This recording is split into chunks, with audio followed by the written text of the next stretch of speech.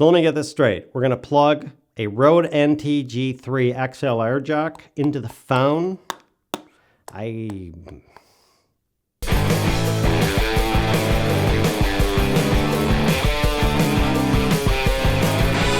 while ago I did a review on a Saramonic wireless system. It was like 89 bucks, and I compared it to a Rode wireless system. It's a pretty good system. It's not everything the Rode is, but if you're on a budget, what the heck? Well, I was messing around on Saramonic's website and I saw this little thing like this called a SmartRig, and I thought, well, what the hell is that?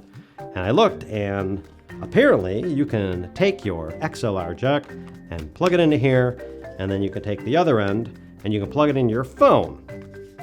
Now, and then you turn it on and away you go. I thought, well, that's kind of cool, because if I have my Rode NTG3 or my NTG2, or I have my whatever microphone, or my Sennheiser, I did that on purpose for someone, microphones, whatever I have, and it's got XLR cables on the end, and let's say your recorder goes out, or let's say something bad happens, or let's say you just don't want to buy a $300 or $400 Zoom recorder or whatever, you just want to record on your phone, you can just hook it up this way. And I didn't believe it, so I went and got one of these things, and I wanted to see, could I actually record sound through a $600 or $700 mic into an XLR jack through this little $29 thing? Could I actually record onto my phone? And would it actually work out? So let's take a look at this. So I recently went out and said, you know, really, I can hook a microphone in here? I wonder if I could hook my Rode NTG3 into my phone and record in case of emergency. So I got this thing, put a 9-volt battery in there. I haven't tried it, so we're gonna test it out. Hook the Rode in here, like that. Hook the smart thing in here, like that. So you just use the auto recorder. We're recording right now, and I got nothing going on. So let's turn it on. Wow. And apparently I'm now recording using this. So let's turn up the volume. Whoa, look at that. So I got the volume here. I'm just going to tool it down a little bit.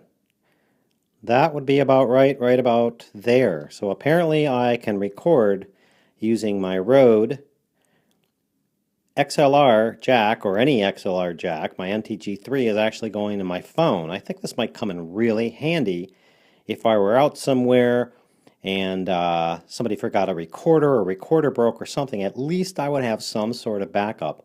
Anyway, the whole reason I did this, because I didn't believe it, and now I do. Okay, I don't know if that worked or didn't work, because I haven't listened to it yet, but if it does work, it's kind of legit. I mean, you take this thing and you throw it in your bag, or you throw it in your box, or whatever you use to carry your stuff around, and let's say something fails, and you can just pull this out and plug it in your phone, and you got a backup.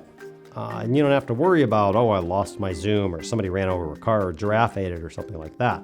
But it's pretty cool. I just got to remember to turn the battery off.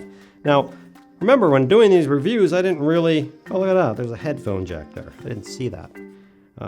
When doing these reviews, I don't really go into the build quality, and this is really good, and I don't go into how long the battery life is, where it's 12 hours with a 9-volt battery, but if you turn it off in between, it's 16 hours and all that crap. When I do these reviews, I just want to show you something cool and say, hey, you might be able to use this. Now, it's up to you to go out and do your research and check it out and see if it meets your needs. It's not hard. You go look at the product and you read down on it. It tells you how long the battery life is and what it's made out of. And maybe you read some reviews on it, and then you go, yeah, I'd like that. Or you say, nah, I don't like that at all, but that's kind of like your job. I give you my opinion and what I think about this and whether it's useful, but really do your research before you just go off and buy something. Don't take my word for it. Put your eyeballs on it and check it out. Anyway, I hope that helps. Thanks for watching, and we'll see you next time.